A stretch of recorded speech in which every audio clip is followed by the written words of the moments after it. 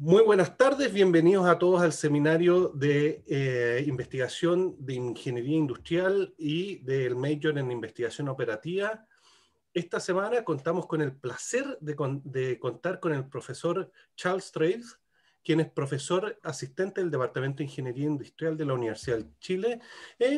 Charles se graduó de un máster en operaciones de la Universidad de Chile y tiene un doctorado en el Massachusetts Institute of Technology en investigación operativa.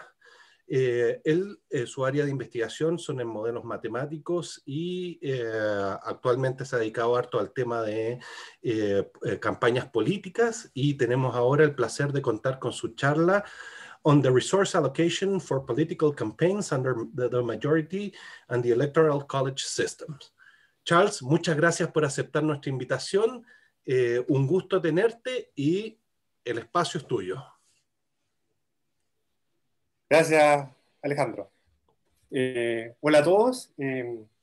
Bueno, este tema, les voy a presentar un tema, un paper que bueno, ya lo escribimos con un alumno, ahora es ingeniero, y de hecho ha dado para trabajos posteriores, y les voy a comentar un poco en qué estamos aplicando estos modelos que trabajamos. Así que voy a compartir pantalla para que tengamos la presentación. Ahí debería estar en pantalla. Disculpen eso. Se ve perfecto. Se ve perfecto, ¿ya? Esa es la clase que grabé, que acabo de hacer. Ahí estamos. Ya, entonces, Sebastián Morales, ¿no es cierto? El ingeniero con el que estamos trabajando en este problema. Entonces, bueno, esta es la tabla de contenidos que vamos a ver hoy día. Vamos a ver modelos. Al parecer se quedó pegada, por alguna razón se ve solamente la principal.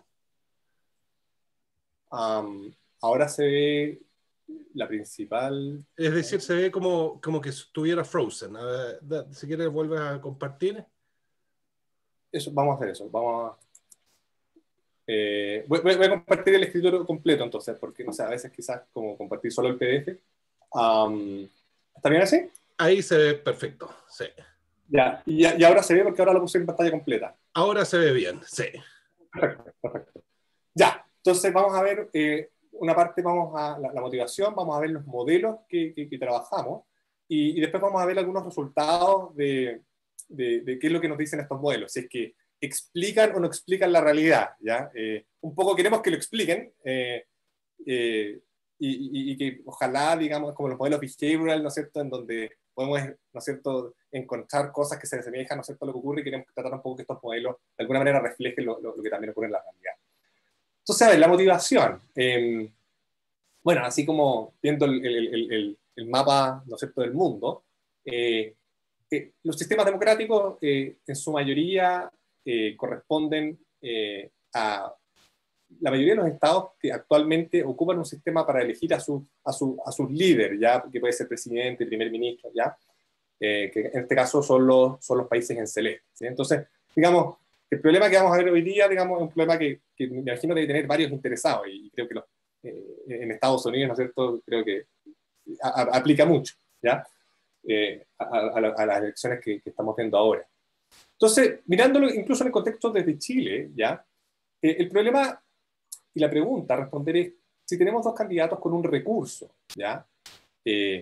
¿Cuál es la alocación, la distribución de este recurso para ambos candidatos, de tal manera de que ellos puedan maximizar, ¿no es cierto?, cada uno su posibilidad de ganar, ¿de acuerdo? Y este recurso podemos entenderlo quizás como puede ser plata, o podría ser tiempo, ¿no es cierto? Quizás yo tengo 100 días de campaña y tengo que ver cómo los distribuyo, ¿no es cierto?, en los distintos estados, ¿de acuerdo? Bueno, tengo que reconocer, sí, que para el caso actual de la pandemia como es un poco complejo aplicarlo en tiempo, porque en realidad los candidatos no es como que ahora hacen un tour, ¿no es cierto?, por los estados presencial, ¿no es cierto?, con masas de gente, pero digamos, también se puede aplicar a otros recursos que no sean necesariamente tiempo, ¿ya? Entonces, bueno, estas son las elecciones anteriores del 2016 entre Trump y Hillary Clinton, y acá se ve donde los números de eventos presenciales con un presidente, con el candidato presidencial, que se llevaron a cabo en los distintos distritos, o sea, en los distintos estados. Y se puede ver que, digamos, hay estados que presentan la mayoría de los eventos, pero que no son necesariamente aquellos que tienen más votos electorales. Los que tienen más votos electorales son California con 55, Texas, ¿no es cierto?, con 30, creo que 38, si mal no recuerdo. Y después, digamos, los números empiezan a bajar, ¿ya? Ahora, por supuesto que hay una relación, o sea, acá tenemos Ohio, tenemos Pensilvania, tenemos Carolina del Norte, que de hecho en estas elecciones Pensilvania y Carolina del Norte, digamos, estuvieron bien, son bien estado bisagra. De hecho, creo que a la fecha actual todavía no se declaran ganadores. Entonces, ahora vamos a introducir un poco como el modelo con el cual vamos a tratar de modelar esto. Entonces, solamente para explicar los sistemas de elecciones, vamos a abordar dos tipos de sistemas. El sistema mayoritario, ¿ya?, en donde vamos a tener regiones, y cada región tiene un número BI, cada región I tiene un número BI de votantes, ¿no es cierto?, potenciales, y el candidato con más votos, ¿no es cierto?, gana la elección. Y Chile es el ejemplo, ¿no es cierto?, que nosotros conocemos de esto. Y en el caso del colegio electoral, en el caso de Estados Unidos, donde tenemos que cada estado tiene un número de votos electorales, ¿ya?, y donde el ganador en una región se lleva todos los votos electorales de esa región, ¿ya?, y finalmente el candidato con más votos electorales gana la elección, y el ejemplo de esto es, bueno, principalmente Estados Unidos. Un pequeño pero es que hay dos cosas. Una, que los representantes, ¿no es cierto?, que votan, que tienen estos votos electorales, ¿no es cierto?, hay estados donde no están obligados a votar por la mayoría, eso, pero es la minoría de los estados donde ocurre eso, pero son casos muy excepcionales donde ha ocurrido donde la persona, el representante, no vota por la mayoría. Y lo otro, que hay dos estados que en su norma tienen que de alguna manera dar un voto hacia alguno de los otros candidatos según una regla proporcional, que es el caso de Nebraska y Maine, ¿ya? Pero para este problema yo voy a considerar, para simplificar el problema, vamos a considerar que todos los estados, la mayoría, ¿no es cierto?, se lleva el número total de votos electorales, ¿ya? Eso, entonces, vamos primero con el sistema mayoritario. Y vamos a presentar primero un modelo determinista y después nos vamos a mover a un modelo estocástico. Entonces, esto ya no tenía que estar ahí. Entonces, el sistema va a ser el siguiente. Vamos a tener solamente dos candidatos, A y B, es como los vamos a llamar. Vamos a tener un país con regiones que van de la 1, 2 hasta la N.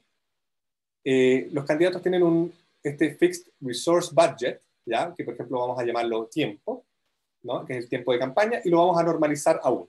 También vamos a considerar que los dos candidatos tienen el mismo budget, ¿de acuerdo? Esto también se podría generalizar, pero para simplificarlo vamos a considerar que los dos candidatos tienen un budget igual a 1. Entonces, el tiempo que el candidato A invierte en la región I lo llamamos XI y YI para el candidato B. Por lo tanto, vamos a tener que el set de estrategias para ambos candidatos va a ser de alguna manera el simplex, en donde la suma, ¿no es cierto?, de los X, cada componente X es mayor o igual a 0, y por otro lado vamos a tener que la suma de los X tiene que ser 1. Podríamos también poner menor o igual a 1, pero en realidad vamos a tomar que el candidato toma todo su recurso. No tiene sentido que un candidato no use todo su recurso, ¿ya? Y la regla en este modelo determinista va a ser que la fracción de votos obtenidos por el candidato A en la región I va a ser dado por esta fracción. Entonces, ¿qué significa esto? Significa X, recuerden, es cuánto el candidato A invierte en esa región. Por lo tanto, esta fracción, entonces, esto es una fracción, porque todos los términos van a ser positivos. Esto está entre 0 y 1. Esto es creciente en X. Si la persona le pone mucho X, entonces resulta que esto se va a acercar a 1. Si no le pone nada, entonces esto se va a acercar no a 0, sino que a alfa dividido en esto, ¿sí? Entonces el candidato, si no le pone nada, no es que no se lleva nada, es que se lleva, bueno, acorde al parámetro alfa. Y noten ustedes que Y representa la estrategia del contrincante. Entonces, esta fracción de votos que se lleva el candidato A es decreciente en Y. O sea, si mi contrincante invierte más en Texas, yo me llevo menos en Texas, porque, ¿no es cierto?, mi oponente hizo más pega ahí, ¿no es cierto? Y los parámetros alfa y beta son simplemente parámetros de sesgo, ¿ya? Entonces, pensamos que si es que dos candidatos hacen el mismo esfuerzo, el X y el Y, son iguales en un estado, en una región, naturalmente podemos pensar que algún candidato le va a ir mejor. ¿Por qué? Porque, bueno, ese estado, ¿no es cierto?, tiene más preferencia ex ante por un candidato. Y esas preferencias ex ante las representamos con estos parámetros alfa o beta, ¿de acuerdo? Alfa es como el sesgo para el candidato A y beta es el sesgo para el candidato B, ¿de acuerdo? Y por último hay otro parámetro aquí que se me queda, que es el gamma. El gamma es simplemente un parámetro para contar por abstención. Entonces noten ustedes que acá, si sumamos esta fracción más la fracción de abajo, no va a dar 1. Y bueno, ¿por qué no da 1? Bueno, porque hay un parámetro gamma aquí que se está metiendo. Y ese parámetro gamma simplemente controla por qué porcentaje de participación vamos a tener. ¿De acuerdo? Entonces, este es el modelo determinista. A todo esto, si alguien tiene preguntas, interrúmpanos. ¿Ah? Ahí, Charles, una pregunta, porque ahí los bias que hay por cada uno de los candidatos en base son sumativos. No es, uno podría pensar también que pudieran ser multiplicativos. Sí, también podría ser multiplicativo. Tiene, digamos, sus pros y sus contras tomarlo de ambas formas. ¿Ah? Tomarlo multiplicativo tiene la ventaja de que nos va a exigir, que probablemente nos va a dar un equilibrio más interior, porque nunca te conviene poner cero, porque ponerle epsilon ya te va a llevar a algo. Esa es quizás una ventaja con modelo multiplicativo. Ahora, la desventaja es que como que eso te fuerza a distribuir tu esfuerzo en todos los estados y como que la realidad, bueno, en Estados Unidos por lo menos, en Chile se ve un poco más parejo, pero en Estados Unidos es como que bien concentrada la cosa. Pero sí, son como dos maneras alternativas de ponerlo. Y lo otro que, si uno lo pone multiplicativo, como que tiene una doble interpretación, porque más que sesgo, es de alguna manera como la eficiencia que tiene mi impacto. Porque si yo multiplico el X por un alfa, entonces como que si el alfa es más grande, es como que pongo un poquito de esfuerzo y se ve reflejado, ¿no es cierto?, con más intensidad. Hay también modelos, o sea, porque hay algo hay trabajos previos que tienen modelos, otro tipo de modelos, que a veces lo que hacen es que le ponen como un X elevado a una potencia, y esa potencia como que controla también para dar una forma como no lineal, de alguna manera. ¿Sí? Perfecto. Este problema también a veces se ve, aplicaciones de este problema se ven el problema clásico se llama el problema del coronel Bloto, en donde un general tiene que decidir cómo poner sus recursos en batallas, ¿no es cierto?, para ganar la guerra. Ese es el problema. Y también se ven aplicaciones en marketing con problemas tipo market share, porque de alguna manera esto también representa como un market share. ¿Sí? Bueno, entonces, mirando las expresiones anteriores, esto es el número total de votos que obtiene el candidato A. Es la suma en todas las regiones, los votos por la fracción que el candidato A se lleva. ¿Ya? Y si reemplazamos el S, bueno, era simplemente la fracción que vimos en la diapositiva anterior. Ahora, entonces, en este modelo determinista, podríamos pensar que un candidato quizás quiere maximizar el número total de votos que tiene, pero no del total de votos del país, sino el número total con respecto a lo que yo y mi contrincante suman. ¿De acuerdo? Por lo tanto, sería quizás esta expresión de acá abajo. Los votos total de A dividido en los votos total de A y B. ¿De acuerdo? Recordamos, porque puede haber abstención. ¿Sí? Entonces, en este modelo, un equilibrio, ¿no es cierto?, es un par de estrategias, ¿no es cierto?, que X estrella y Y estrella, tal que, ¿no es cierto?, X estrella maximiza esta expresión, Y estrella maximiza 1 menos esta expresión. Este es un juego, bueno, un juego como claramente suma cero, ¿no es cierto?, porque lo que un jugador gana, ¿no es cierto?, el otro lo pierde. ¿Sí? Bueno, bueno, los teoremas, hay teoremas acá de existencia y unicidad, lo que es bueno, digamos, porque nos dice que en este juego existe estrategia, equilibrio en estrategia es pura, y más aún también ese equilibrio es único. ¿Sí? Ese equilibrio es único. Entonces, ahora la pregunta es, bueno, ¿cómo podemos encontrar este equilibrio? Y la respuesta es que lamentablemente no hay una fórmula cerrada para ese equilibrio. ¿Ya? No encontramos fórmula, nos cabeceamos bastante y la verdad no lo encontramos. Y el punto es que el problema que miramos para tratar de encontrar una fórmula cerrada fue como mirar como juego que podemos hablar de una variante del juego anterior, que sería como unbounded. Unbounded en el sentido que los candidatos pueden poner incluso esfuerzos negativos. ¿Ya? Ahora, esto de nuevo, esto es un ejercicio como teórico, no es para decirle a los candidatos, mira, hago una consultoría y te aconsejo esto porque no va a tener ningún sentido. Con Trump no podía esperar eso. pero bueno, de alguna manera que, hicimos el ejercicio a ver si podemos tener algo y efectivamente pudimos obtener, si es que nosotros consideramos el juego unbounded, en donde podemos permitir estrategias, ¿no es cierto?, con esfuerzos negativos, entonces efectivamente podemos tener fórmula cerrada. Y de hecho, bueno, no puse acá la última versión porque es un poco complicada, pero esto también incluso tenemos fórmula cerrada cuando podemos seleccionar el mismo subset de estados en el cual van a invertir, ¿ya? Que es un poco, este es un caso particular, porque acá, este caso en donde los candidatos invierten en todos los estados, y yo lo que estoy diciendo, bueno, podemos también seleccionar un subset. Y eso también tiene fórmula cerrada, pero es mucho más como enredada. Prefiero no ponerla.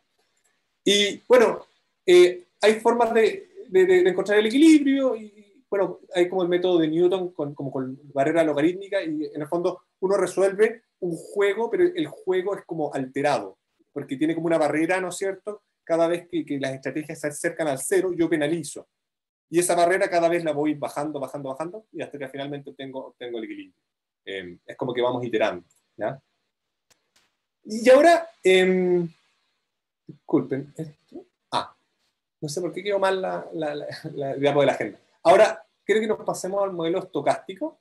Entonces ahora vamos a complicar un poco más el problema anterior.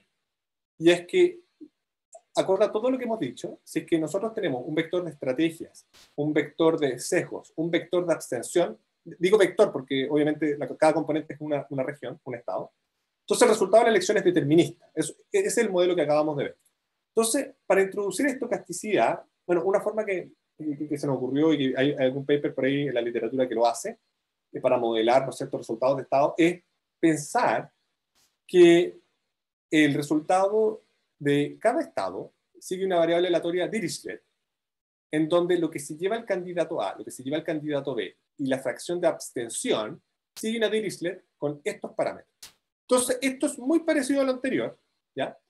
Solamente que en este caso, si uno mira los parámetros de la Dirichlet, de lo que se lleva A, sería xi más alfa i multiplicado por un parámetro k. Lo que se lleva al candidato 2, tenemos acá yi, beta i multiplicado por el parámetro k, y la abstención multiplicado por el parámetro k. Entonces, estas tres cosas, el SIA, SIB, SIC, la gracia es que esto suma 1. Esa es la gracia de una variable aleatoria de Dirichlet, ¿no es cierto? Que todas sus componentes, sea lo que sea la realización, va a sumar 1. Y este parámetro K lo que hace es controlar por la variabilidad, por la varianza.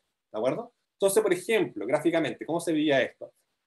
Lo que mostramos acá, esto es un caso, por ejemplo, donde imaginemos que el parámetro de este estado, su x y alfa vale 1, 1, y la y más el beta vale 0, 5. O sea, en este caso estamos diciendo que el candidato A tiene más ventaja, ¿de acuerdo? Porque su esfuerzo más su sesgo es más que el esfuerzo y el sesgo del oponente. Y hay un poco de abstención acá. Entonces, en el caso de la izquierda, este triángulo representa el vértice de la derecha, es que todos los votos son para el candidato A, el vértice de la izquierda es que todos los votos son para el candidato B, y el vértice de arriba es que hay una abstención total, o sea, de que nadie vota. Y bueno, lo que representa acá el área dentro del triángulo, y según el color, representa la densidad de probabilidad de esta variable aleatoria Dirichlet, cuando el parámetro K vale 3, y lo de la derecha es lo mismo cuando el parámetro K vale 15. Recordemos, el parámetro K era simplemente el parámetro que multiplica todos los argumentos, ¿de acuerdo? Entonces, simplemente esto nos sirve porque, dado que tenemos estocasticidad, la pregunta es, bueno, ¿qué tan estocástico es? Bueno, y lo podemos, digamos, parametrizar y controlar, ¿no es cierto?, resolver instancias con este parámetro para distintos valores, ¿de acuerdo? Lo que será, este gráfico que se ve acá abajo, este gráfico acá y este gráfico acá, la línea en azul, representa, es como que si nosotros miráramos una sección transversal de este gráfico que está acá. ¿Ya? Entonces, esta altura que está acá representa como la altura acá. Ahora, usted me van a preguntar, bueno, pero ¿en qué corte? ¿En el 50, en el 75, en el 25? Y yo les digo, da lo mismo. En realidad es proporcional.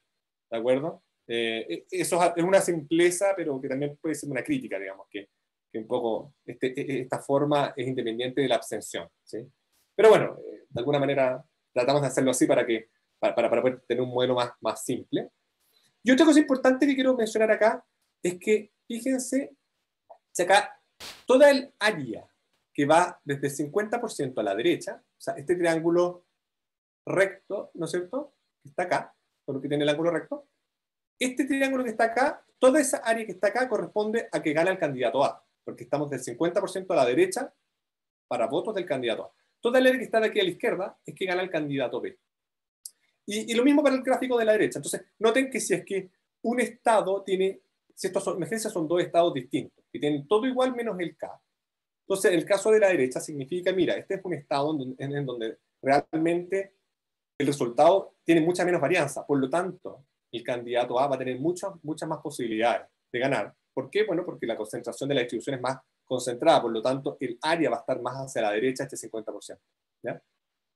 Esto es simplemente como para visualizar un poco la distribución y los parámetros que tiene. ¿Sí? Un pequeño comentario, noten que en una Dirichlet, si yo tomo la esperanza, ¿no es cierto?, del SA, SP y SC, nos va a dar exactamente las expresiones que teníamos antes, que eran estas. ¿Sí? Esta también es una gracia en la distribución Dirichlet. La esperanza va a calzar con esto, calza con esto, y la de la abstención calzaría con uno menos eso. ¿Sí? Bueno, entonces, ¿cómo sigue el problema? Nosotros ahora lo que queremos hacer es maximizar, bueno, pensemos que RA va a ser el número de votos que obtiene el candidato A, lo mismo que antes, solamente que noten que ahora este S mayúscula, que es la fracción de votos que obtiene el candidato A, es una variable aleatoria, ya no es determinista. Por lo tanto, el problema que ahora vamos a mirar no es maximizar el número de votos esperados, sino que nos vamos a enfocar ahora más a la probabilidad de ganar, ¿no es cierto? ¿Cuál es la probabilidad de que ganemos la elección? Entonces, el candidato A mira el problema de optimización, que es maximizar la probabilidad de que RA sea mayor que RB, que en el fondo los votos que saca el oponente, y mi set, ¿no es cierto?, factible es el simplex, ¿no es cierto? Y si escribimos esta probabilidad en términos un poco más matemáticos, esto corresponde simplemente a la integral de esta cosa que está acá. ¿Y qué es esto que está acá? De alguna manera, acá yo tengo 3 por n integrales. ¿Por qué 3 por n? Porque, bueno, tengo n estados, y por cada estado hay como 3 variables aleatorias que ocurren, que son lo que saca el candidato A, lo que saca el candidato B, lo que saca la abstención, ¿no es cierto? Bueno, podríamos reducir, ¿no es cierto?, quizás una dimensión por estado, pero aún así, lo que quiero decir es que estos son muchas integrales, y son compuestas, por lo tanto, calcular esto realmente no es posible. No es posible en un tiempo, ¿no es cierto?, razonable, calcular esta función objetiva. Noten que lo que está acá, lo que tenemos aquí, esto que yo estoy como envolviendo, esto representa como la indicatriz, ¿no es cierto?, de que el candidato A sacó más votos que el candidato B. Y lo que está acá es simplemente la densidad puntual, ¿no es cierto?, de ese evento. ¿Sí? Y ese J simplemente es como notación, es la variable aleatoria del estado J, que representa la tripleta de lo que saca A, B y la abstención. ¿Ya? Bueno, entonces, acá, si quisiéramos definir equilibrio, bueno, son X estrella y Y estrella, tal que X estrella maximiza esa probabilidad y Y estrella maximiza 1 menos esta probabilidad. ¿Sí? De nuevo tenemos un juego suma cero. Ahora, lamentablemente, aquí no tenemos demostración de existencia de unicidad. Y de hecho encontramos algunos casos en otras instancias numéricas en donde vemos que la función objetivo puede no ser sería en este caso cuasi cóncava. Y entonces las condiciones suficientes lamentablemente creemos que no se cumplen. Ahora, numéricamente, haciendo resultados numéricos, mucho, como cómputo, etc., nos da que efectivamente el equilibrio tiene cara de ser equilibrio. Y quiero mostrar unos gráficos más adelante. Ahora, otro punto importante es que yo dije, bueno, esta integral es difícil de calcular. Y la forma de hacerlo es que, bueno, lo podemos hacer con Monte Carlo. ¿Sí? Podemos ampliar, ¿no es cierto?, estas variables aleatorias Dirichlet para cada estado, y podemos, ¿no es cierto?, evaluar esto mediante simplemente varias realizaciones mediante simulación de Monte Carlo. ¿Ya? Ahora, el pequeño problema que tiene hacer eso es que, bueno, para cada punto en donde nosotros nos paramos, vamos a tener que desamplear, ¿no es cierto?, esta variable aleatoria. Y tenemos que hacer eso varias veces. Entonces, esta proposición lo que nos ayuda es lo siguiente. Lo que dice esto es que si llamamos a esta función g, lo que dice es que la esperanza de g, dado este punto, x más delta, y más delta, es lo mismo que la esperanza de esta cosa evaluado en XY. Entonces, ¿por qué esto es importante? Quiero mostrarlo gráficamente. Esto nos va a explicar cómo es esa proposición. Imagínense que estamos resolviendo un problema y estamos aquí en un punto X. Si yo estoy en un punto X, de nuevo, ¿qué es X? X es la decisión de un jugador, es cuánto invierte en cada uno de los estados.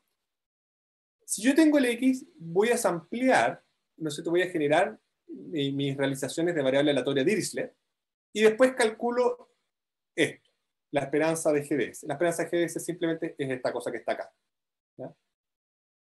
Y si yo me muevo a un nuevo punto, voy a tener ahora otra estrategia del candidato, que yo lo llamo X más delta X, ¿no es cierto? Me muevo una nueva estrategia, que llamamos X más delta X, y por lo tanto de aquí, bueno, también vamos a tener que generar nuestro vector S, Dirichlet, vamos a tener que ampliarlo, y calcular la esperanza. Lo que la proposición dice es que esto que está acá, es lo mismo que calcular lo que está acá abajo. Y lo que está abajo, ¿cuál es la ventaja de lo que está abajo? La ventaja de lo que está abajo es que, y yo le digo a la persona que está programando, le digo, ¿sabes? No generes más realizaciones Dirichlet, porque podemos reutilizar las anteriores. O sea, acá podemos hacer el cálculo de nuestra función objetivo con las realizaciones en azul, que las hicimos acá, ¿no es cierto? Entonces nos ahorramos, ¿no es cierto?, generar variables aleatorias, que de nuevo, esto, digamos, ahorra, si uno lo repite varias veces, vamos a ahorrarnos, ¿no es cierto?, varias iteraciones, ¿sí? Por lo tanto, eso es lo que dice la proposición. ¿Cómo nos podemos ahorrar generación de variables aleatorias cuando nos movemos a un punto vecino? ¿Ya? Ahora, alguien me podría decir acá, bueno, pero hay un pequeño problema que tiene esto, es que esta proposición yo la podría aplicar al extremo y se ampliar una sola vez mi variable aleatoria Dirichlet y moverme a cualquier vecindad y aplicar en la proposición. Y bueno, la parte negativa, no negativa, es que hay una varianza de trade-off. O sea, estas dos son variables aleatorias, pero que tienen distinta varianza. Y si uno se mueve muy lejos, la varianza finalmente se va a sacrificar, y eso no es bueno. Entonces, la siguiente proposición lo que dice es que si es que yo me muevo, ¿ya? A un punto, este probability of winning the election para el candidato A es mayor en el punto de la vecindad que en el punto actual, ¿ya? O sea, matemáticamente es que la probabilidad de que RA mayor a RB, ¿cierto?, sea mayor que esta probabilidad. Entonces, la varianza del punto de mi vecindad es menor que la varianza, perdón, la varianza de la nueva variable aleatoria que yo estoy ocupando va a ser peor.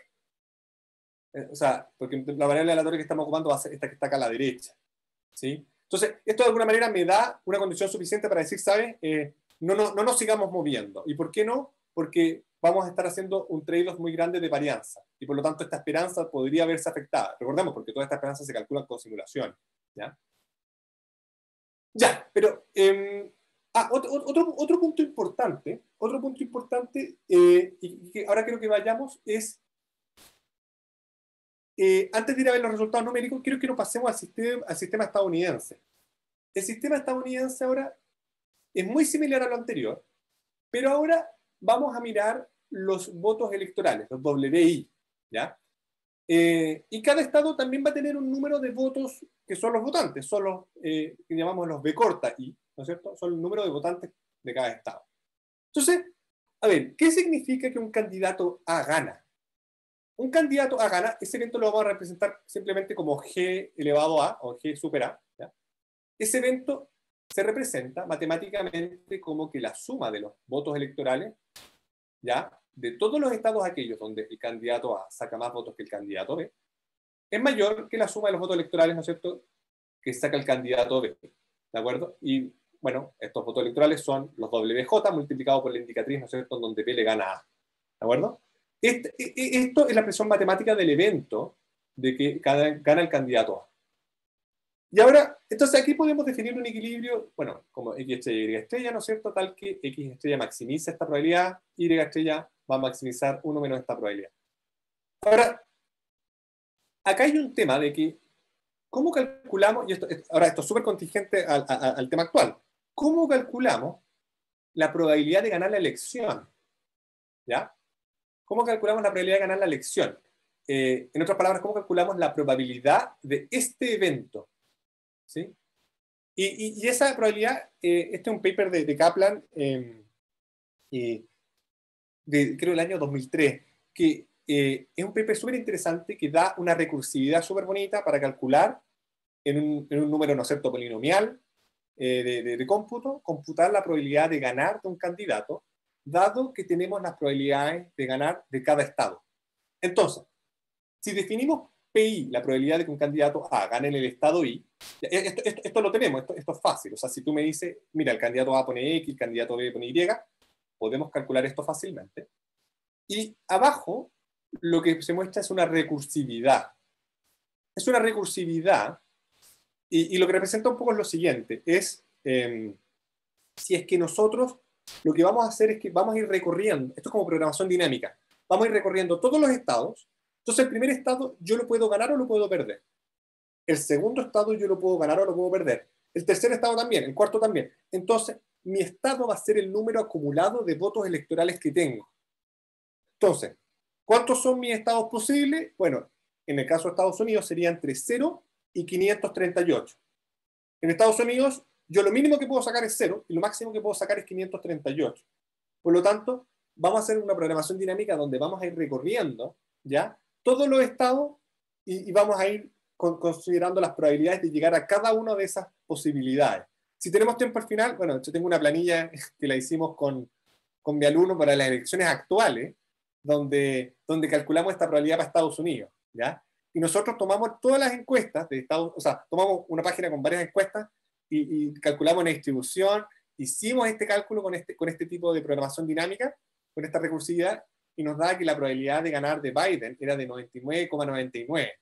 Y antes de la charla yo le comentaba a Alejandro que, bueno, escribimos una columna en un diario online, ¿no es cierto?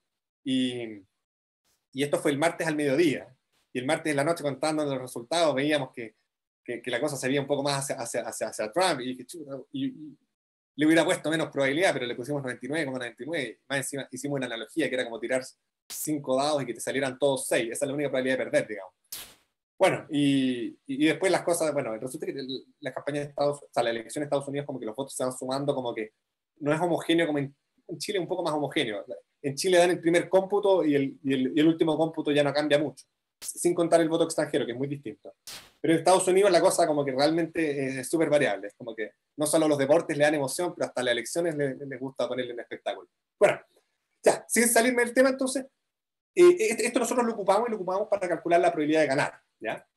Ahora, el problema que tenemos aquí es que acá, a diferencia del caso con el sistema mayoritario, en el colegio electoral, nosotros vemos que no hay evidencia de que haya equilibrio en estrategias puras, ¿ya? Y es un poco, tiene un poco sentido, porque en el caso del colegio electoral, si un jugador, digamos, te da una estrategia pura, el otro, digamos, se puede anteponer a eso y por supuesto que puede como tomar eso y decir, ah, mira, si tú le pones a este estado, entonces yo mejor ese ni lo miro y mejor voy a otro donde tú no le pusiste. Y, digamos, se da como harto ese juego, ¿ya? Entonces, nosotros lo que hacemos, vamos a tratar de mirar, bueno, obviamente estrategias en el espacio mixto, de estrategias mixtas, ¿de acuerdo? Ahora, el problema es que esto tiene una alta complejidad porque el espacio, digamos, es infinito. Cuando hablamos de que el espacio de cada candidato es un simplex, el espacio es infinito. Y entonces, lo que hicimos fue tratar de buscar el simplex lattice, ¿ya? ¿Qué es el simplex lattice? El simplex lattice es un ejemplo muy chico. Imagínense que tenemos 3 estados. Entonces, el parámetro Q es como cuántas pelotas yo tengo. Si yo tengo 2 pelotas, yo tengo que coger, bueno, a qué estado le pongo, cómo distribuyo, ¿no es cierto?, estas pelotitas, ¿no es cierto?, en los estados. Yo le puedo dar las 2 pelotas, ¿no es cierto?, al primer estado, al segundo, al tercero, o puedo darle una al primero, una al segundo, una al primero, una al tercero, una al segundo y una al tercero. Son todas las combinaciones que tengo, ¿ya? Entonces, en otras palabras, gráficamente, este sería el simplex lattice, así como se vería, ¿ya? Esto es con Q igual a 2, esto es con Q igual a 4, y ambas gráficas son para 3 estados, ¿ya? Ahora, nuevamente, las malas noticias son que el número de puntos que tenemos acá va a ser exponencial. Este es el número de puntos, donde n es el número de estados, q es cuántas pelotitas estamos considerando, ¿ya? Y este número lamentablemente también es exponencial. Entonces, lo que finalmente decidimos hacer fue un algoritmo, ¿ya? En donde, ¿qué es lo que vamos a hacer? Voy a explicarlo quizás con esta gráfica. Vamos a tomar un set, por ejemplo, de estrategias iniciales, ¿ya? Y a esas estrategias iniciales vamos a calcular el equilibrio entre estrategias mixtas. Solamente con un set de estrategias iniciales calculamos equilibrio en estrategias mixtas. Eso es fácil, podemos hacerle en Cojoson o incluso con un LP, porque este juego suma 0. Y luego lo que vamos a hacer es que vamos a buscar best responses de los jugadores en el espacio continuo. Y esas best responses las vamos a ir agregando a nuestro set de estrategias. ¿De acuerdo? Esa es un poco la lógica que vamos a aplicar. Entonces, algorítmicamente es que partimos con un set de estrategias TATB para los candidatos, ¿ya? Encontramos estrategias mixtas, ¿ya? Sigma A, sigma B representan como las probabilidades, ¿no es cierto?, que vamos a asignar en este equilibrio mixto. Y ahora, como vamos a buscar nuevos puntos dentro de este simplex lattice, vamos a calcular las best response de cada jugador con respecto a la estrategia mixta que me dice el otro. Ahora, alguien me puede decir, bueno, pero el problema de eso es que si tú calculas una best response en el espacio continuo, puede que no caiga en el látice. Perfectamente puede pasar.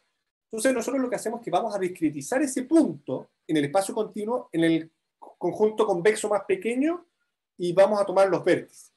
Entonces, eso es el punto 4. Get the closest extreme points of the convex hull, ¿no es cierto?, de estas best responses. Y estos conjuntos de puntos que existan en el simplex lattice, que es DXBR, DYBR, los vamos a agregar a nuestro conjunto de estrategia. Y así seguimos.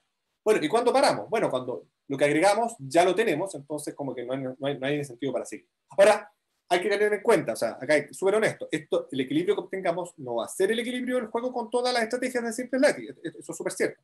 Pero sí es un equilibrio en base a todo el conjunto de estrategias mixtas que se vamos a estar considerando en el set final. Eso sí lo podemos decir. ¿Ya? Entonces, bueno, gráficamente, esto es lo que hace. Entonces, imaginemos que el punto azul es el punto del best response que nos dio. Entonces, acá lo que vamos a hacer es que este es como el algoritmo que desarrollamos vamos a proyectarlo, ¿no es cierto?, al punto más cercano, eliminamos esa dimensión y lo proyectamos a este segmento. Por lo tanto, en el punto rojo vamos a hacer lo mismo, lo vamos a proyectar acá arriba, al punto más cercano, y finalmente lo que nos va a terminar son estos 3 puntos blancos. Esos 3 puntos blancos los vamos a tomar y los vamos a agregar, ¿ya? Esta es como la representación de lo que está en azul, de esta como discretización, ¿ya? Ya, y ahora vamos a quizás los resultados, ¿ya? Vamos a ver qué es lo que dan estos modelos, ¿ya? Entonces, en el caso del sistema mayoritario, este sistema mayoritario, como el sistema chileno, bueno, acá todas las instancias que corrimos son de juguete, digamos, son números inventados que ojalá representen un poco algunas regiones que tienen ventaja para un candidato, otras para el otro, y que tienen de alguna manera votos distintos, ¿ya? O sea, acá ordenamos, ¿no es cierto?, 10 regiones, la primera es como la más importante en términos de votos, ¿ya?, de votantes. Alfa y beta son los sesgos, candidato A, candidato B, y gamma es la abstención. Entonces, este es el equilibrio que nosotros tenemos en el caso del sistema mayoritario, ¿ya? Entonces, bueno, acá se ve que es súper extremo, como en el fondo el candidato los pone a los 3 primeros estados donde juegan realmente las elecciones. Y también se puede ver que una observación importante es que los candidatos tratan como de alguna manera, tratan de sobreponerse a las desventajas. El primer estado, el candidato que tiene más ventaja es el B, porque beta es mayor que alfa. O sea, si los dos candidatos no hacen nada, el candidato B se va a llevar más votos. Por lo tanto, en las estrategias que vemos acá, el candidato A va a tratar de sobreponerse, ¿no es cierto? Y poner más esfuerzo que el contrincante. En el segundo estado, lo opuesto ocurre. El segundo estado, el alfa es mayor que el beta, ¿ya? Y podemos ver entonces que el candidato, el segundo candidato, es el que ahora va a tratar de compensar, ¿no es cierto?, esa desventaja que tiene, ¿sí? Y en el tercer estado se ve algo un poco más similar, ¿ya? El tercer estado se le da harta menos importancia y yo creo que también es parte por la abstención. La abstención en el tercer estado es muy grande, ¿ya? Por lo tanto, no incentiva a que los candidatos pongan esfuerzos ahí, ¿ya? Ahora, este gráfico que está acá, lo que representa es, ¿se acuerdan que yo les dije, todo esto? Esto es resuelto como con un sistema mayoritario ¿ya? Pero con estocasticidad. El parámetro, ¿se acuerdan un parámetro K que representaba qué tanta incertidumbre hay? Lo pusimos igual a 10, ¿ya? Y el punto es el siguiente. Este gráfico lo que muestra, en el eje Y, muestra las desviaciones unilaterales de cada jugador con respecto al equilibrio que nosotros encontramos. Entonces, nosotros vemos que las desviaciones en los rojos son de un candidato, los en azules son del otro candidato, y lo que vemos es que el ratio de la utilidad de un candidato, donde estamos dividiendo la utilidad del equilibrio, perdón, la utilidad de la desviación dividida en la utilidad del equilibrio, notamos que acá son todos menores a 1, a 100%. Entonces lo que está diciendo esto es que nadie tiene incentivo a desviarse unilateralmente, ¿ya? En el eje X lo que estamos poniendo son simplemente la distancia como euclidiana de este punto de desviación versus el punto que nos dio de equilibrio, ¿ya? Entonces, de nuevo, como no tenemos la demostración de equilibrio, creemos que, bueno, las condiciones suficientes no se tienen de cuasi concavidad, pero por lo menos esto nos da al menos no es un certificado, pero nos da al menos una tranquilidad. Bueno, esto lo hicimos con varias instancias a todo esto, de que lo que encontramos efectivamente es un equilibrio, no hay incentivo a desviarse, ¿ya? Ahora, vamos ahora al caso interesante quizás también de colegio electoral. Corrimos esto para colegio electoral y, a ver, a veces lo que nos da el colegio electoral es algo del estilo como local Nash, ¿ya? O sea, como que es equilibrio en el sentido de que no hay desviaciones en una vecindad, pero podrían haber desviaciones más hacia puntos más lejanos. Esta instancia es similar a la anterior, solamente que acá tenemos, bueno, acá ponemos los votos electorales, ¿no es cierto? ¿Cuántos votos electorales tiene cada región? Tratamos de que sea quizás como asimétrico, como Estados Unidos, que hay estados que tienen más y, ¿no es cierto?, estados que tienen bastante menos. Esto que está acá es lo mismo que antes en cuanto a las desviaciones.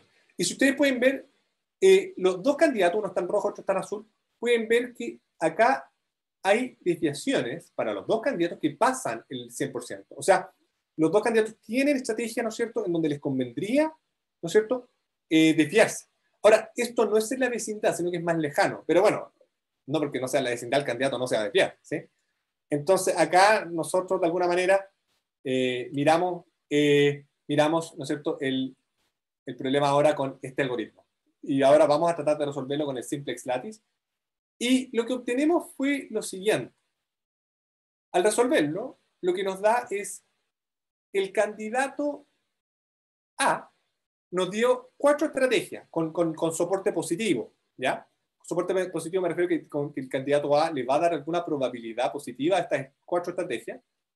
Y esencialmente estas 4 estrategias son prácticamente una. La 1, la 2 y la 3 noten que son muy parecidas, ¿ya? A todo esto, esto está en unidades porcentuales. Entonces, este 76 es 0,76, el 8 es 8%, etc. Y noten que la 1, la 2 y la 3 son muy, muy parecidas y abarcan casi el 100%. ¿Sí? Y el candidato B, de alguna manera, él realmente va a randomizar. ¿Sí? Fíjense que este candidato realmente al primer estado le va a poner esfuerzo, pero el segundo o tercer estado lo va a randomizar, porque la primera estrategia de alguna manera le está dando solamente al primero y al tercer estado, mientras que la segunda, la tercera y la cuarta se enfoca más en el primero y en el segundo principalmente, ¿ya? Bueno, y acá la probabilidad de ganar es 55%, bueno, en esta instancia, lo que nos da. Otro punto importante, cuando el algoritmo acá termina, encuentra 61 estrategias para el candidato A y 39 estrategias para el candidato B, en este set, ¿no es cierto?, de estrategias que estamos, ¿no es cierto?, agregando, ¿ya? Y otro resultado interesante, tiene que ver con cuál es el efecto de la polarización, ¿ya? Y bueno, la pregunta es, bueno, ¿qué significa polarización? No sé si es una definición tan no ambigua, ¿no es cierto?, que vamos a dar, pero nosotros polarización lo vamos a considerar como un estado, está muy polarizado, ¿ya? Cuando la gente que pertenece a ese estado, los votantes, están muy decididos, por lo tanto, los efectos de campaña van a tener poco efecto. O sea, los esfuerzos de campaña van a tener poco efecto. Eso es un estado polarizado. Un estado que sea poco polarizado es todo lo contrario. Si el candidato invierte, eso se traduce, ¿no es cierto?, en un movimiento, ¿no es cierto?, en los votantes. Y por lo tanto cambia las probabilidades. Entonces una pregunta interesante es ¿cuál es el efecto de la polarización? Esto... me estoy yendo para atrás. Ahora sí. Y quiero que veamos la siguiente. A ver, en nuestro modelo, ¿cómo podemos representar la polarización? Una forma de representarlo es con los parámetros alfa y beta. Alfa y beta son los sesgos, ¿ya? ¿Y qué es lo que ocurre? Si los sesgos son muy grandes, entonces las estrategias, el X y el Y, van a afectar muy poco la elección, porque los estados tienen un sesgo, ¿no es cierto?, muy fuerte. Por otra parte, ¿qué significa un estado que no tiene nada de polarización?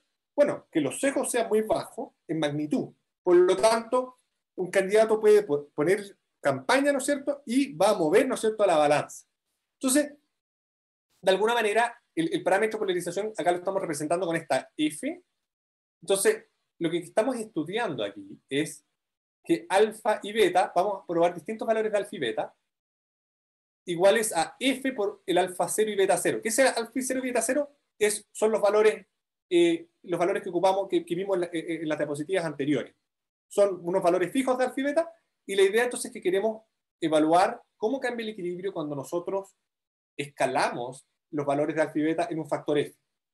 Entonces lo que se muestra aquí, cada fila representa el equilibrio para un valor distinto de polarización. ¿De acuerdo? Entonces, por ejemplo, si la polarización... ¿Qué significa lo primero? Si 0,1 significa que los estados son muy poco polarizados, por lo tanto se pueden influenciar. Entonces, si los estados se pueden influenciar mucho los candidatos, ¿qué es lo que hacen? Entonces los candidatos van a poner campaña, van a poner su recurso en todos los estados, obviamente con distinta magnitud, dándole más preferencia a los que valen más y menos preferencia, o sea, valen en el sentido de que tienen más votantes, y menos, ¿no es cierto?, a los que tienen menos votantes. En la medida que aumentamos la polarización, ¿ya?, lo que va a ocurrir, noten que cuando f igual 1, esto es exactamente lo que vimos en la primera diapositiva de los resultados, ¿sí?, que era el caso estándar, con alfa 0, beta 0. Y cuando aumentamos la polarización, lo que ocurre es que los candidatos van a empezar a... El candidato A le pone todo al 1, el candidato B le pone todo al segundo estado. ¿De acuerdo? Y noten, ¿qué significa esto? Significa que el candidato... ¿Por qué hacen esto? De alguna manera, la intuición es que el candidato lo que va a hacer es que cuando los estados son muy polarizados, o pensemos en Chile, las regiones pueden ser muy polarizadas, entonces el candidato va a buscar aquellas regiones con mayor cantidad de votantes, pero donde tenga desventaja.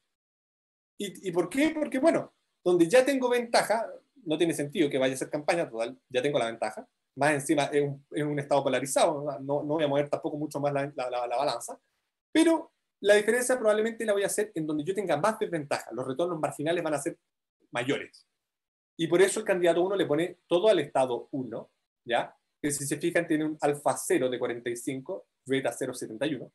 Y inversamente, o análogamente, el candidato B le pone todo al segundo estado, que es donde tiene desventaja. 37 es su beta versus el alfa es 68. Noten que si el F vale 50, los valores del alfa y beta sería 50 por 68 y 50 por 37. Esa es la gracia de este factor F de polarización, ¿sí?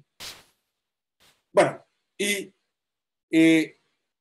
ahora vamos a ver lo mismo, pero el mismo ejercicio de la polarización, pero para el caso de colegio electoral. Entonces, para el caso de colegio electoral, el mismo ejercicio de polarización, ¿qué es lo que nos dice?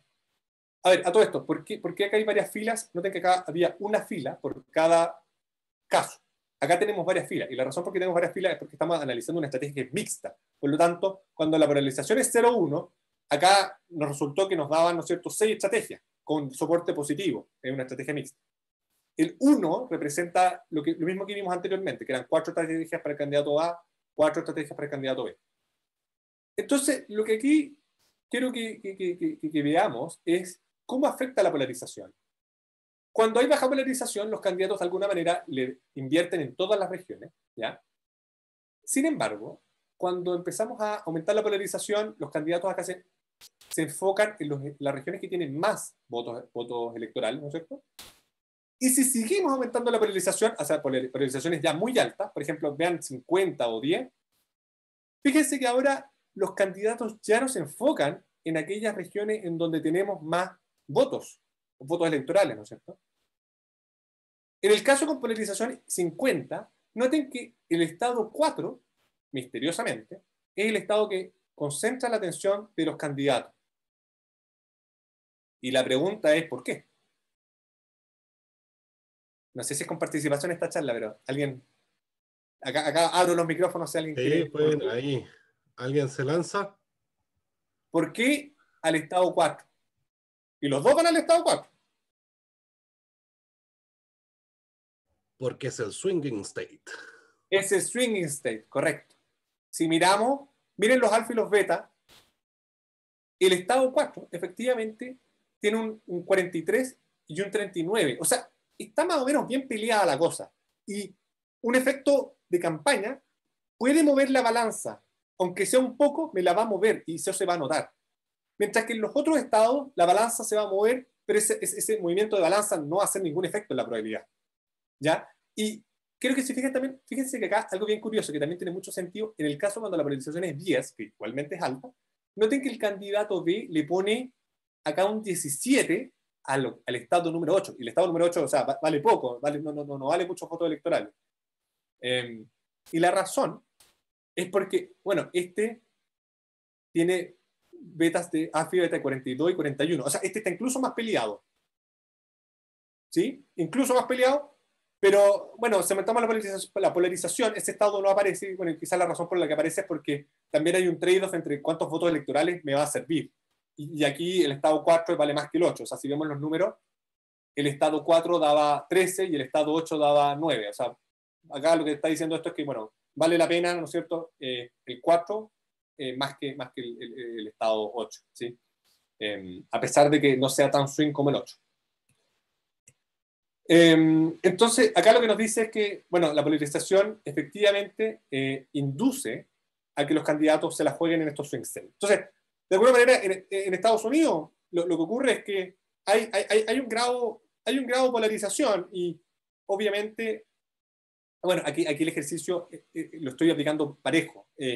La polarización la estamos aplicando parejo para todos los estados. Pero también uno puede hacer el ejercicio, y de hecho, el siguiente paper que estamos trabajando con mi alumno es cómo aplicar esto para la campaña actual. Por ejemplo, si es que hubiera sido un periodo normal, sin COVID, ¿cómo hubiesen sido las estrategias, ¿no es cierto?, en equilibrio, ¿no es cierto?, que nosotros hubiéramos recomendado, ¿no es cierto?, a los candidatos, ¿ya? Y en Estados Unidos, entonces, de alguna manera, esto es algo que ocurre, obviamente no tan extremo como esto, o sea, los candidatos no le ponen todas las fichas a un estado, pero algo de eso ocurre, ¿sí? Y hay otros estados que los dejan votados, ¿no es cierto? O sea, California no llama ni a Trump, ni tampoco llama a Biden, ¿no es cierto? Porque ya está totalmente jugado. Entonces, para ir cerrando, la verdad no he visto la hora en ningún momento, entonces no sé cómo estamos en el tiempo, pero... Estamos en las dos, ahí estamos al borde, así que... Estamos al borde, perfecto. Entonces, conclusiones, tenemos bueno, unos resultados teóricos con existencia, unicidad y equilibrio. Hay diferencias en cuanto a las estrategias de sistema mayoritario y electoral college. Sistema mayoritario, candidatos van por las regiones que tienen mayores votos, ¿ya?, y que están en desventaja. Mientras que en el caso del electoral college hay una randomización, ¿no es cierto?, porque de alguna manera jugar una estrategia pura va a generar una oportunidad para que el contrincante se aproveche. Y la polarización, bueno, en el sistema nuevamente se observa que más polarización induce a estados más importantes, con más votos, digamos, y que tengan ventaja a los candidatos, mientras que el Electoral College no mira esto, sino que efectivamente el concept swing state va a aparecer y va a tomar, ¿no es cierto?, como las decisiones. Trabajos futuros como que también estamos pensando es como decisiones de tiempo, como no mirar todo desde una etapa y que se decide todo, pero también quizás decisiones temporales, pero eso es el problema bastante más complejo. Otra cosa que estamos viendo es, bueno, de hecho, esto estamos haciendo ahora, que es como calibrar alfa y beta, y como calibramos para las elecciones actuales, con las encuestas nosotros calibramos los alfa y los beta, y sacamos probabilidades para cada estado, y de ahí sacamos este 99,99% que le dimos a Biden. Y lo otro, quizás cómo incluir como efectos cruzados. Por ejemplo, en este modelo, si el candidato le pone, ¿no es cierto?, esfuerzo a Texas, suponemos que no afecta a ningún otro estado. Pero en la realidad uno podría pensar que, mira, hay estados que son más o menos vecinos y que si el candidato a un estado podría quizás también influir en el estado de al lado, y eso también se podría quizás incorporar, pero sería el modelo un poco más complejo, ¿sí? Eso, y aquí termino. Excelente, muchas gracias, Charles. Tenemos espacio, yo creo, para unas par de preguntas, así que, oye, súper interesante. Así que, ¿alguna pregunta? Charles, adelante, Sergio. Perdón, sí, era lo siguiente, lo que pasa es que tu input, y esto puede explicarlo del 99,9%, es obviamente los resultados de las encuestas de los estados, digamos. Aparentemente las encuestas no están funcionando muy bien, o por lo menos no han funcionado muy bien para las elecciones en que participa Trump. ¿Qué explicación le das tú a este tema? Porque eso le echa a perder un poquito la capacidad. Sí, a ver, son varias cosas. A ver, la encuesta, efectivamente, ocurre que yo estoy mirando y realmente, o sea, en Florida es impresionante. Si ustedes van a 538, bajan las encuestas, el sitio internet 538 se escribe con letras, no con números, y bajan las encuestas, van a ver que realmente hay estados como Florida que es impresionante cómo se equivocó. O sea, ojo, no todas, hay una serie de encuestas y hay algunas que digamos, decían números, ¿no es cierto?, que efectivamente fueron como ocurrieron, que a favor de Trump, pero la gran mayoría no. Yo sugiero que quizá hay que tomar enfoque, esto no lo hicimos, pero para 4 años más, si tengo que hacer esto de nuevo,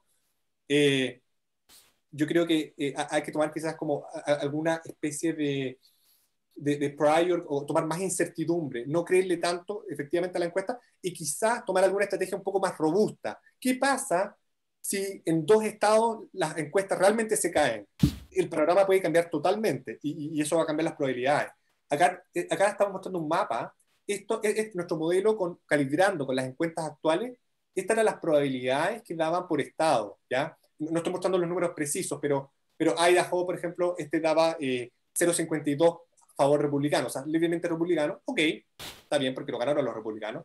Pero por otro lado, las diferencias más grandes, bueno, Florida, que es algo que ya actualmente se sabe que ganó Trump, Georgia, Carolina del Norte y Pensilvania, estos se daban para Biden.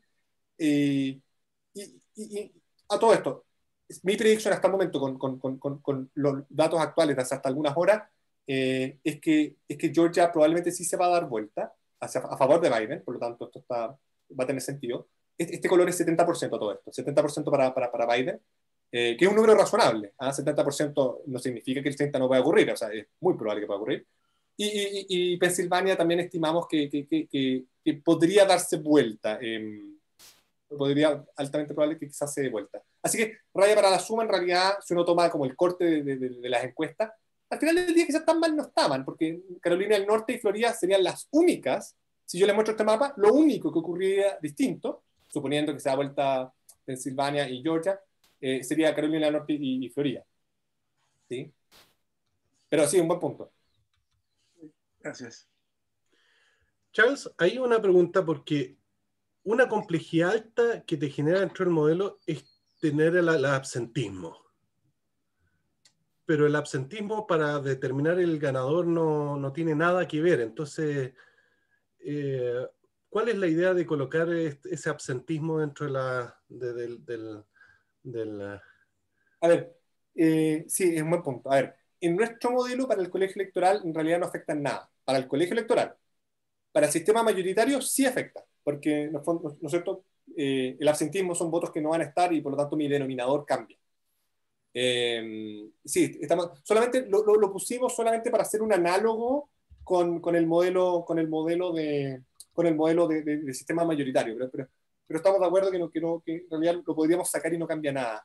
Y otra razón por qué la dejamos es porque quizás el día de mañana queremos una crítica al modelo, es que el absentismo es independiente de la campaña que hace un candidato. Y eso quizás podríamos cambiarlo en un modelo posterior, en donde, por ejemplo, si un candidato hace campaña, entonces ese absentismo lo va a mover más a su favor. O quizás, en otras palabras, también uno podría pensar, esos que no votan están más cargados a su lado, solamente que no votan, pero están más cargados y quizás lo están. Entonces también eso es un tema que se podría incorporar, efectivamente, que nosotros no lo estamos haciendo. Súper. ¿Alguna otra duda o pregunta?